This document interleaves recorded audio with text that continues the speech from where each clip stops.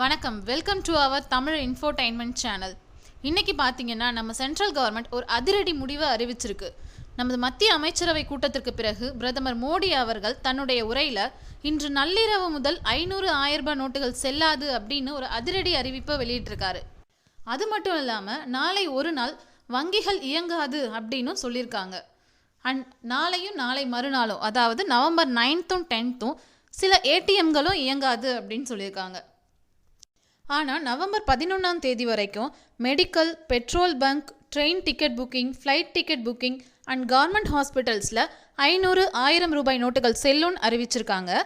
November 11 நம்ம பக்கத்தில் இருக்கிற போஸ்ட் ஆஃபீஸஸ்லேயும் பேங்க்லேயும் நம்மளோட ஐடி ப்ரூஃபை காமிச்சு நம்மக்கிட்ட இருக்கிற 500,000 ரூபாய் நோட்டை சரண்டர் பண்ணிவிட்டு புது நோட்டுகளை வாங்கிக்கலாம்.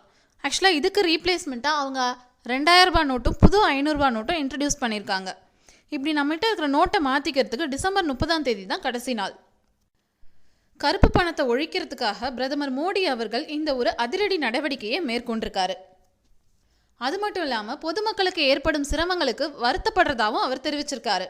மந்த்லி சேலரி வாங்கி கிரெடிட் கார்டு அண்ட் டெபிட் கார்ட்ஸை யூஸ் பண்ணிகிட்டு இருக்கிறவங்களுக்குலாம் இந்த முடிவுனால ஒன்றும் ஒரு பெரிய பாதிப்பு இருக்காது. இருந்தாலும் சாதாரண பொதுமக்கள் இந்த முடிவை கண்டு ரொம்பவே அதிர்ச்சிக்குள்ளாயிருக்காங்க. அடித்தட்டு நடுத்தர மக்கள் இதனால் கடுமையாக பாதிக்கப்படுவாங்க அப்படின்னு தெரியுது. இப்போவே பெட்ரோல் பங்க், மெடிக்கல்ஸ் அப்படின்னு சொல்லிட்டு சேஞ்ச் வாங்கிறதுக்காக மக்கள் கூட்டம் அலமோதிக்கிட்டு இருக்கு. ஸோ நம்ம கவர்மெண்ட்டோட இந்த அதிரடி முடிவு ஒரு 2 நாட்களுக்கு மிகுந்த சிரமத்தை கொடுத்தாலும் கருப்பு பணம் வெளியில் வருது அப்படின்றத வச்சு பார்க்கும்போது நம் நாட்டு பொருளாதாரம் முன்னேற இது வழிவகுக்கும். மோரோவர் நவம்பர் 11 பேங்க் இல்லாட்டி போஸ்ட் ஆஃபீஸில் நம்ம ஐடி ப்ரூஃபை காமிச்சு நோட்ஸை எக்ஸ்சேஞ்ச் பண்ணிக்கலாம் அப்படின்னு சொல்லியிருக்காங்க.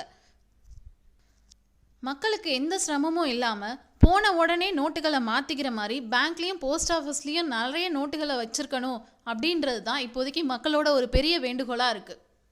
பல சைட்லேருந்து பல விமர்சனங்கள் வந்தாலும் கருப்பு பணத்தை ஒழிக்கணும் அப்படின்ற இந்த முடிவு வரவேற்கத்தக்கது தான்.